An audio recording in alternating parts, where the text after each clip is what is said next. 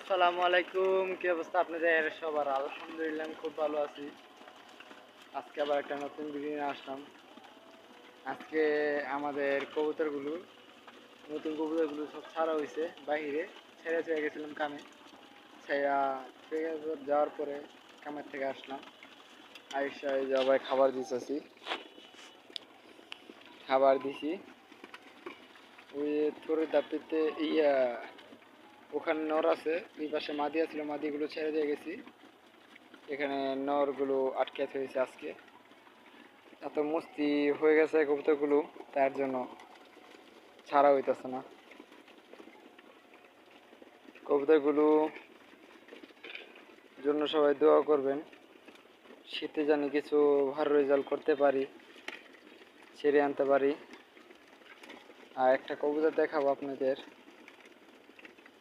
কবুতর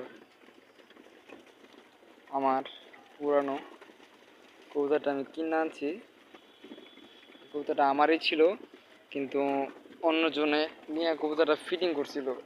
দোকান থেকে নিয়ে কবুতরটা ফিটিং করার পরে আমি কবুতরটা নিয়ে আসি তার থেকে কিনা। সে কবুতরগুলো সব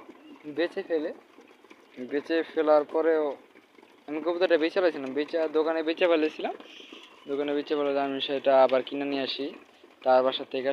সব কবুতর বেচে ফেলাইছে, কিন্তু ছাড়লি তার বাসার জায়গা কবুতরটা, তার জন্য সেটাকে পরগেটে রাখছি। পরগেটটা এই ছাদে রাখছি, এই যে এগুলোর সাথে রাখছি, এগুলো বাইরে হয় খায় এগুলোর সাথেই। আর আমাদের অতিথি কবুতরটা এই দেখেন ওখানে যায় না, সে ছাড়াই যেদিন আইছে সেদিন থেকে ছাড়া আটকে রাখি না, ছেড়ে রাখি। আর ওইটাকে আমি আটকে রাখি, ওইটাকে এই লগে ছেড়ে ছুঁড়ে রাখি। আর এই নটটাকে দেখে আপনাদের দেখেন, কবুতরটা অনেক জাউরা।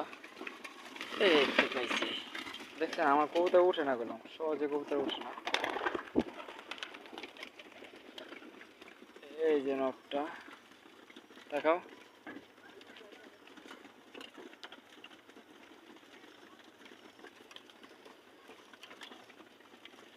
দেখা যায় কেমন করতে পারি না। এই যে নটটা, এই যে সে, তাকে রাখছি। আমার ঘরের বাচ্চা আমি বেচা ফেলাইছিলাম, ভালো লাগছে, সে বড় হয়ে ভালো হয়ে গেছে, ভালো লাগছে, সুন্দর লাগছে, কবুতরটা নিয়ে এসলাম আবার। তাই এই যে আমাদের কবুতরগুলো এখানে। আর একটা কবুতর আছে আমার অনেক সুন্দর, আমার প্রিয় কবুতর, ওই যে গোলুমলু কবুতর, ওই দেখেন, দেখছেন এই যাইতেছে কেমনি, এই দেখেন। আহ আহ আহ আয় না, আসে খাবারের ধান্দা পড়ছে, এখন আসে।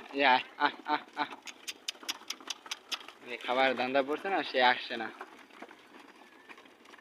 এই যে সবাই দোয়া করবেন কবুতরগুলোর জন্য। আল্লাহ হাফেজ, আসসালামু আলাইকুম।